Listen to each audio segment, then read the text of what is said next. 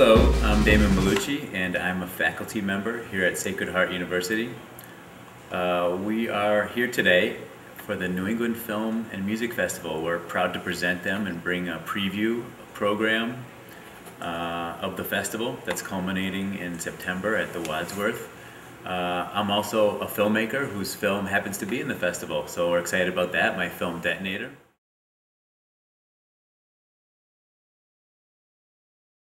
Yeah, well, making any film any completed film is an accomplishment, and the more I think people like us work in the industry, the more we realize, that no matter what, it's a feat. And basically, making a film is a little bit business. It's a little bit of entrepreneurial endeavor.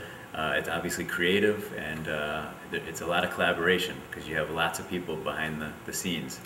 I kind of like to say that sometimes it feels like it's building a house of cards on a cloud.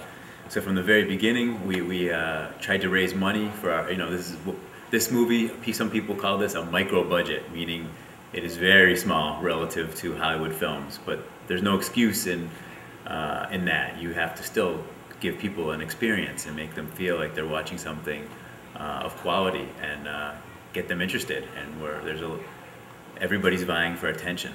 So we hope, and we kind of hope in the program too, that we're going to stand out by telling a good story.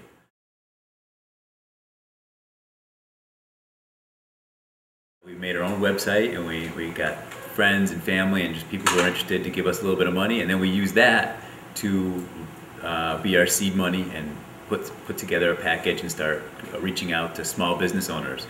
Nobody big, nobody famous, just kind of slowly trying to reach out and get people interested and build a community, and that's kind of what you need to do to make a film.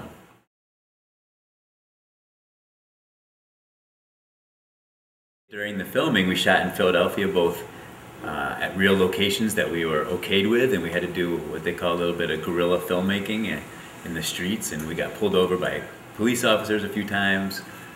We had a guy who pulled out a gun around our set. We were shooting at night in some tougher areas of Philadelphia. We got chased by somebody who was after our camera, so we had some adventures. But we also had love, and we tried to take care of everybody as best we could, and that's how we made the film.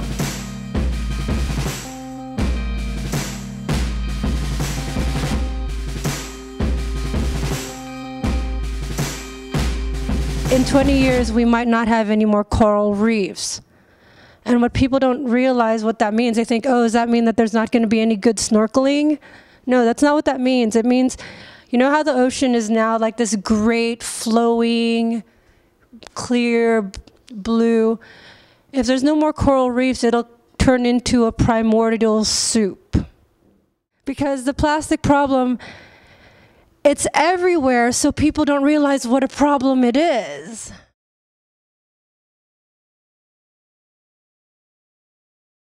We are the only ones doing anything about it. I don't know if you remember the part in the movie where I showed the small list of the companies who cared, and then the vastly longer list of companies who didn't care. That's because we literally contacted companies. I literally had a team helping me. My favorite letter I ever got was a 6th grade teacher who had seen this online and wrote me a letter saying it changed her life, and she's getting her 6th grade, she showed the film in her class, and she's making her 6th grade class write letters to all these companies, and it's so nice to have the help, right? So we wrote all those companies, we literally contacted, and that small list, what was that, less than 20? Were those that actually cared.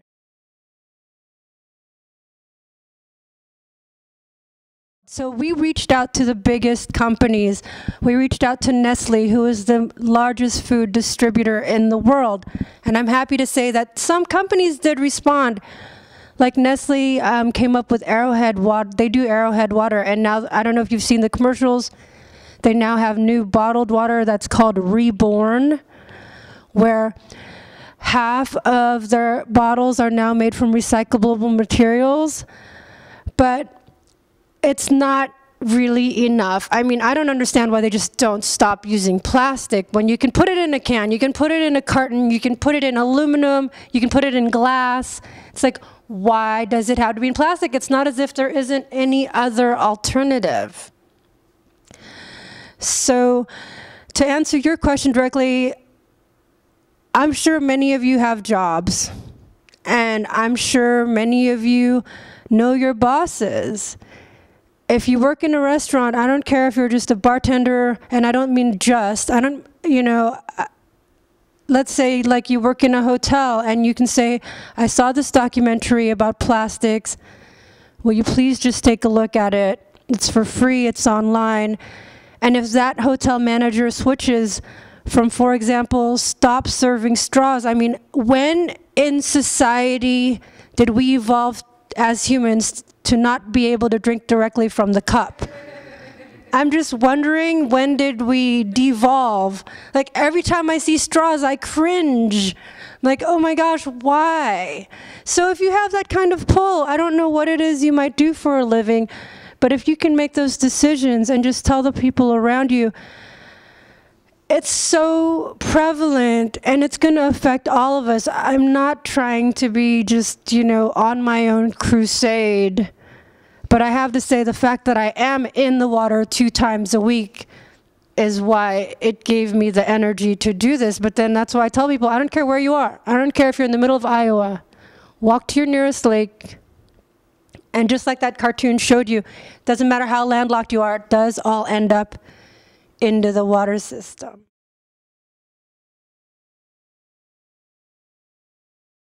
It is. Him, and there are other companies trying to do the same thing. Those are one of the few things that can help the future and can make a difference. The question is, how fast can it be implemented? That is the question. So it is my wish that more people see this, because again, I don't know who's sitting in the back there. That gentleman in the plaid shirt could be somebody working in a big, I don't know, he could be working for Boeing, for example, where they have the capacity to make machines on a large scale that can really save the planet fast. So that is why it's just important for as many people to see this, talk to people. If any of you know anybody who can make these kinds of projects to save the world, like that cute thing about ocean save videos. I mean, that's cute, but we can't all just be making videos. Like, we really need to get to the people who can change the packaging and distribution, because the problem is not with the consuming end. There isn't a single person who will still choose plastic after seeing this when they know that there's another alternative. So the problem really is in the manufacturing end. And so that's, if you know anybody or if you're in any job that has those decision-making things, please consider just telling people, go to pacific-tv.com and let's all make a difference.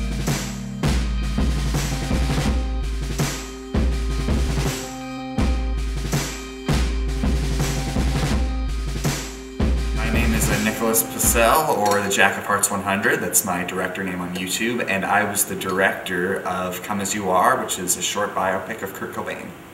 And I'm Declan Powers, and I acted, wrote, and produced and co-edited the movie.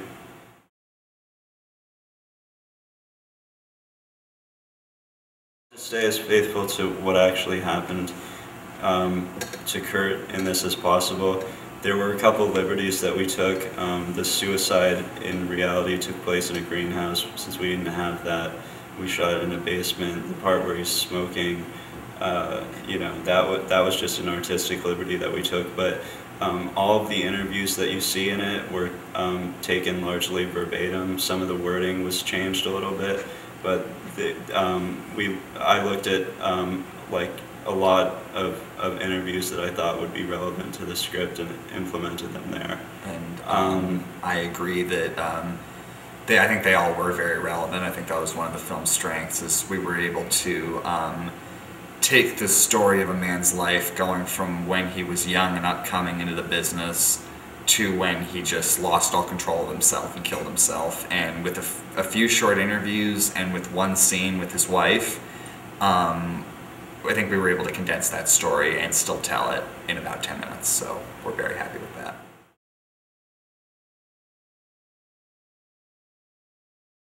There were a lot of nods to Die Hard fans that I wanted us to throw in there.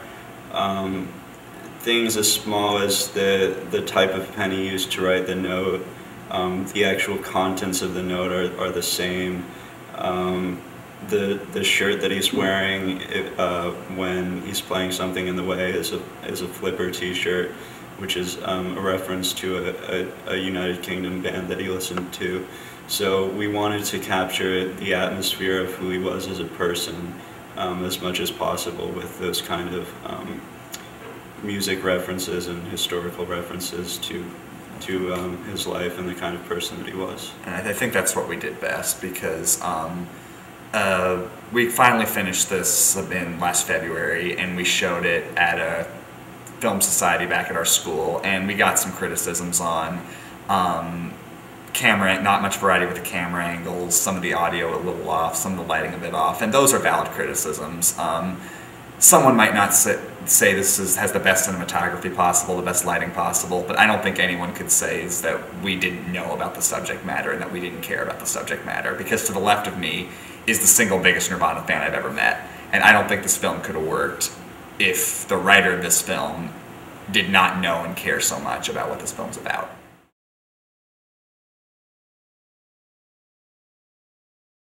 There were times in which I challenged the cinematography aspect of the movie and the kind of how the camera angles are used very sparingly, like when the two songs are being played.